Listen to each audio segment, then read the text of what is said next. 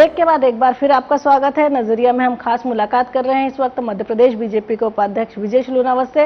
विजय जी से अब हम अपनी बातचीत का सिलसिला आगे बढ़ाते हैं और बात करते हैं मध्य प्रदेश के बहुचर्चित व्यापम घोटाले पे। अच्छा, 3-4 चीजें हैं। अभी मध्य प्रदेश में बड़ी उठापटक मची हुई थी व्यापम को लेके। फिर व्यापम में एक कोर्ट का फैसला आया जिसमें बोला गया कि फला लोगों ने जिन्होंने दी है वो गलत सारी चीजें हैं और दिग्विजय सिंह की एक्सेल सीट भी गलत है और उससे जुड़े सारे दस्तावेज गलत हैं। तो क्या लगता है कि अब आपकी सरकार या फिर ये बोला जाए कि पार्टी ये व्यापम वाली मसले से उभर गई है? व्यापम के जो भी आरोप माननीय दिग्विजय सिंह जी ने लगाए उसको न तो कभी मीडिया ने गंभीरता से लिया, न मध्य प्रदेश की जनता ने गंभीरता से लिया। इनने 2008 के चुनाव के पहले डंपर का आरोप लगाया था, डंपर प्रूव हुआ, उच्च न्यायालय ने पूरी तरीके से निर्दोष साबित किया और जनता की अदालत ने 2008 में बंपर मेजॉरिटी देके शिवराज सिंह चौहान को फिर से मुख्यमंत्री बनाया। और वही सहज सरल शिवराज 2013 से पहले भी इन्होंने इस व्यापम कांड को उठाया था। इनने विधानसभा नहीं चलने दी थी और हम जनता की अदालत में गए थे कि अगर शिवराज जी गलत हों तो आप न्याय करें। और जनता की अदालत ने 2013 में भी 165 सीटों के साथ अपना निर्णय सुना दिया था कि शिवराज निर्दोष हैं। उसके बाद भी ये नहीं माने, ये हाईकोर्ट गए, हाईकोर्ट ने इनकी रिजेक्ट की, ये सुप्रीम कोर्ट गए, सुप्रीम कोर्ट ने कहा वापस हाईकोर्ट जाइए, उन्होंने भी रिजेक्ट करी, नहीं माने। हाई कोर्ट में एक फर्जी टाइप की एक्सेल शीट एक तथाकथित किसी प्रशांत पांडे को ले आया हैकर को कि ये आदमी है साहब, इसकी जान को खतरा है। मेरे ख्याल से वो तथाकथित प्रशांत पांडे तो एसआईटी का भी, एसटीएफ का भी साइबर एक्सपर्ट है। कभी नहीं रहा, सब बातें हैं। और दिग्विजय सिंह की बातें तो लगातार और एक के बाद एक, और सब झूठ होता जा रहा है।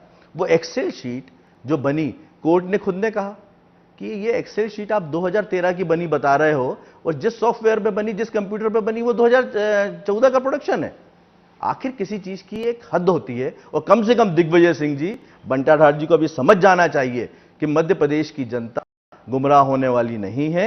और शिवराज सिंह चौहान पाक साफ हैं और शिवराज सिंह चौहान के नेतृत्व में केवल एक ही एजेंडा है, वो है विकास का एजेंडा, और उसमें मध्य प्रदेश बढ़ता जा रहा है। व्यापम का भूत अगर सरकार के पीछे नहीं है तो विधानसभा का जो मामला हुआ था जिसमें श्रीनिवास तिवारी को अग्रिम जमानत मिल गई, उसमें पूरा केस 22 साल बाद क्यों रजिस्टर्ड हुआ? देर आयत दुरुस्त आयत, और न्याय होता है, कोई चोरी नहीं छुपती। और ये लोग इतने हटपटा क्यों रहे हैं? अभी तो चीजें शुरू हुई हैं। अचानक व्यापम के साथ क्यों ये? तो गलत रहेगा क्या? न्याय नहीं होना चाहिए? हो गए और तीसरे 22 साल हो या 40 साल हो, न्याय तो होना चाहिए। जो गलत हुआ है उसको होना चाहिए, उसका फैसला भी होना चाहिए। और कोर्ट में मामला है, श्रीनिवास तिवारी जी का मामला कोर्ट में है, फैसला आ जाएगा, पता चल जाएगा। तो मतलब अब आप ये मानते हैं कि मध्य प्रदेश के मुख्यमंत्री को तो क्लीन चिट मिल गई, लेकिन कांग्रेसी अभी कोर्ट में पता चलेगा? कोर्ट में निश्चित ही पता चलेगा, और जो दोषी है उसको सजा मिलनी ही मिलनी है, जमानत हो जाए या कुछ भी हो जाए। ना माननीय दिग्विजय सिंह जी बचेंगे, ना माननीय श्रीनिवास तिवारी जी। और माननीय शिवराज सिंह चौहान जी बच गए, पाक साफ, दूध के धुले सामने के सामने हैं। आरोप आप लगाते जाइए, वो अपना काम करते जा रहे हैं और मध्य प्रदेश को एक ऊंचाइयों पे ले जाते जा रहे हैं। अच्छा, अभी सरकार में फेरबदल के कयास लग रहे हैं। कुल मिला के ये चल रहा है कि मुख्यमंत्री जो है अपने कैबिनेट में रिसफल करेंगे, कुछ फेरबदल हो सकता है। तो ऐसे में संगठन की नजर में किस मंत्री की परफॉर्मेंस क्या है? मंत्रियों की परफॉर्मेंस आप कैसे देख पा रहे हैं? भारतीय जनता पार्टी कितने मंत्री आपकी कसौटी पे खरे उतरे हैं, मतलब बीजेपी संगठन की कसौटी? ये पूरी तरीके से मुख्यमंत्री जी की सोचने की चीज है, मुख्यमंत्री का विशेषाधिकार है और मुख्यमंत्री जी ही इसका उपयोग करेंगे। संगठन का कोई अधिकार नहीं? ये मुख्यमंत्री जी का विशेषाधिकार है। संगठन अपनी बात मुख्यमंत्री जी तक रख देता है। तो क्या पार्टी को क्या लग रहा है, कितने मंत्री जो हैं जो उनकी कसौटी पे खरे उतर रहे हैं? नहीं, सभी बढ़िया काम कर रहे हैं। पूरा मंत्रिमंडल शिवराज सिंह चौहान जी के नेतृत्व में बहुत बढ़िया काम कर रहा है और मध्य प्रदेश को एक अलग ऊंचाइयों पे ले जा रहा है। लेकिन जनता के अच्छे दिन तो नहीं आए, महंगाई की मार तो अभी भी चल रही है। जनता के अच्छे दिन आप ऊपर से लेके नीचे तक देख लें। दाल 120 रुपए किलो है। आप दाल, चावल, पेट्रोल, डीजल 125 और 130 रुपए किलो भी है अरहर और मूंग की आएगी। दाल भी नीचे होगी और सब चीज नीचे होंगी। पेट्रोल डीजल भी नीचे हुए थे, सब चीजें नीचे होंगी। थोड़ी सी कड़वी दवाई, फिर से वापस थोड़ी सी कड़वी दवाई। आज से साल भर पहले क्या स्थिति थी? वापस 7 रुपए लीटर बढ़ गया। आज से साल भर पहले क्या स्थिति थी?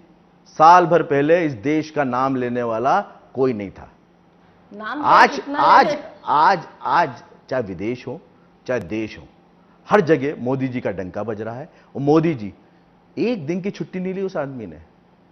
मोदी जी समर का हॉलीडे डंका- पे जाया करते थे हमारे सोनिया गांधी जी, मनमोहन सिंह जी, विंटर वेकेशन पे जाते थे। 28 से 31 दिसंबर तक दिल्ली के नॉर्थ और साउथ सब बाहर थे, सब बंद रहते थे, लेकिन मोदी जी ने एक दिन की छुट्टी नहीं ली। कोरिया से लौटे और सुबह मंत्रिमंडल की बैठक, कहीं से भी लौटे तुरंत हर चीज के लिए तैयार, और विकास के केवल विकास को आगे रखते हुए। थोड़ा सा सब्र, थोड़ा सा इंतजार विदेश में और डंका- मीठा मिलेगा फल।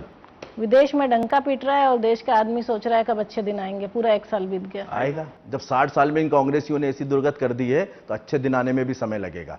अच्छे दिन आ रहे हैं, अच्छे दिन की तरफ कवायद हो रही है और अच्छे दिन बढ़ रहे हैं अच्छे दिन की तरफ हम। अच्छा, 3 बड़े ही आपसे जुड़े हुए सवाल कि बेहतर मैनेजमेंट से आप संगठन की कुर्सी तक पहुंच गए, लेकिन अब आपको क्या लगता है आपकी आगे की प्रायोरिटीज में? क्या आप जनप्रतिनिधि बनने के बारे में कुछ सोचेंगे, चुनाव लड़ने के बारे में कुछ सोचेंगे? आज तक जो भी मैंने किया है, जो संगठन का आदेश था, जो संगठन ने दिया, जो संगठन ने बताया, वही काम किया। संगठन ने कहा चुनाव मैनेजमेंट करना है, चुनाव मैनेजमेंट किया। संगठन ने कहा बड़े कार्यक्रम करना है, बड़े कार्यक्रम किए। संगठन ने कहा यहां जाकर आपको प्रवक्ता का दायित्व निभाना है, प्रवक्ता का दायित्व निभाना। आज तक जो कहा है, संगठन ही मेरे लिए सर्वोपरि रहा है, मेरे नेता ही मेरे लिए सर्वोपरि रहे हैं। सरकार और संगठन लाल बत्ती के लिए नेताओं की कुंडली खंगाल रहे हैं। सरकार भी ढूंढ रही है किसे लाल बत्ती दी जा सकती है और संगठन में भी तलाश जारी है। तो आप भी कहीं इस दौड़ में शामिल हैं? मैं अपनी बता सकता हूं, मुझे संगठन ने आप ही भरपूर की दिया तरफ है, संगठन ने भरपूर दिया है, प्रदेश उपाध्यक्ष का दायित्व दिया है, इसमें बहुत खुश हूं और ये काम करने में मुझे आनंद आ रहा है। लाल बत्ती नहीं चाहिए? मुझे बहुत आनंद आ रहा है, मुझे जो दायित्व दिया है। लाल बत्ती नहीं चाहिए? बिल्कुल नहीं चाहिए। जी विजय जी, आपने 3 चुनाव का मैनेजमेंट किया, 2003 का, 8 का और 13 का। तो लोगों में बड़ा खासकर पत्रकारों में भी बड़ा क्यूरियोसिटी होती थी कि आखिर इलेक्शन मैनेजमेंट सेल में होता क्या है। तो कुछ 1-2 ऐसे वाकया शेयर करिए, कुछ 1-2 ऐसी चीजें शेयर करिए जो आप लोगों ने इलेक्शन मैनेजमेंट में करी थी और जिसमें ये हुआ कि उससे बहुत सीधा असर पड़ा जनता पे। 3-4 बहुत अच्छे किस्से हैं दीप्ति जी जो मुझे याद आते हैं। 2008 का एक बहुत बढ़िया किस्सा है। सभी राष्ट्रीय नेताओं के साथ मध्य प्रदेश के नेताओं की बैठक थी और साथ ही इलेक्शन सेल के हम लोग सभी सदस्य वहां पर थे। चर्चा चल रही थी कि प्रचार प्रसार के लिए क्या किया जाए, एड में परसेंटेज क्या होगा, केंद्र सरकार की नाकामियों को कितना लेंगे। अडवाणी जी हमारे उस टाइम पे स्टार प्रचारक थे, और यूपीए सरकार के खिलाफ क्या लेंगे, कितनी चीज़ें देश सुरक्षा के ऊपर जानी चाहिए, कितनी चीज़ें शिवराज सरकार की उपलब्धियों पे जानी चाहिए। तो हम लोगों का ये आग्रह था मध्य प्रदेश के इलेक्शन सेल का कि दिग्विजय सिंह का जो मिस्टर बंटा ढार का एक कैरेक्टर हम लोगों ने बनाया हुआ है और उसके 10 साल के कुशासन को आज भी मध्य प्रदेश की जनता, आज भी से मेरा तात्पर्य आज भी 2015 में भी नहीं भूली है, तो 2008 तो बहुत नजदीक था, तो उसको हमें जनता को याद दिलाना चाहिए। वो गड्ढे वाली सड़कें, वो अंधेरी रातें, युवाओं का भविष्य काला हो रहा था, अंधकारमय हो रहा था, और वो सब बच्चे जो 9वीं 10वीं में पढ़ रहे थे वो सब वोटर हो चुके थे। उन सबको दिग्विजय सिंह के पापों को याद दिलाना चाहिए, उसके काले कारनामों को, उसके भ्रष्टाचार को। और उसने इतना बड़ा पाप, एक पढ़ा लिखा बीई आदमी, दिल्ली कॉलेज का पढ़ा हुआ वो आदमी इतना पढ़ा लिखा हो कि उसने प्रदेश के लिए कुछ नहीं किया, उसको याद दिलाना चाहिए। तो सभी राष्ट्रीय नेताओं का यह कहना था कि किसी व्यक्ति के ऊपर आप मत जाइए, किसी व्यक्ति को इतनी हाइट मत दीजिए, वो उल्टा प्रचार हो जाएगा। लेकिन हम लोगों का लगातार उनसे आग्रह रहा मध्य प्रदेश सेल का, और फिर हमारे प्रभारी अब केंद्रीय मंत्री हो गए अनंत कुमार जी, और उनका कहना चाहूँगा उनने पूरी पुरजोर हमारी वकालत की और उन्होंने कहा नहीं मिस्टर बंटा ढार वाला जाएगा। उनने सबको कन्विंस किया और शिवराज जी हमारे साथ खड़े रहे, और उसके बाद 2008 में हमने मिस्टर बंटा ढार की याद दिलाई, दिग्विजय सिंह के कुशासन की याद दिलाई, वो अंधेरी रातें याद दिलाई, और वो जो आनंद आया है, हम लोग खड़े जरूर हुए, केंद्र नेतृत्व कह रहा था, हम लोग मना कर रहे थे, स्थिति बड़ी विचित्र सी थी, क्लियरिटी नहीं हो रही थी, लेकिन एक बार परमिशन मिली और वो बहुत बढ़िया हिट रहा वो वाला कैंपेन पूरा का पूरा।